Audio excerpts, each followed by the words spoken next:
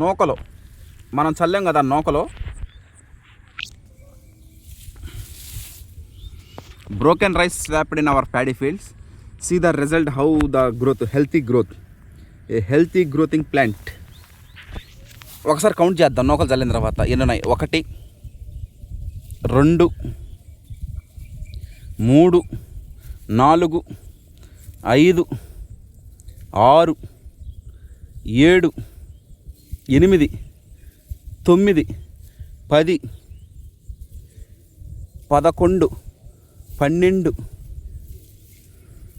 14 15 16 17 18 19 20 21 22 23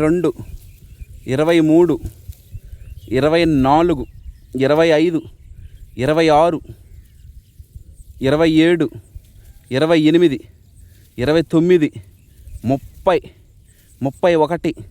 31 32 33 34 35 36 35+.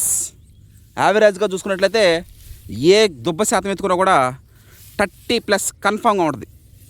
30+ అంటే నూకలు చల్లడం వల్ల మొన్ననే నేనే ఎవరో చల్లడం ఎందుకులే అని డైరెక్ట్ నేనే చల్లడం జరిగింది. నేనే దిగి నూకలు మీరు చూస్తారు. ఇదన్నా మీరు చూస్తూ ఉన్నారు. ఇది sir the broken rice which we spread in RGL 7034 in CVR method farming.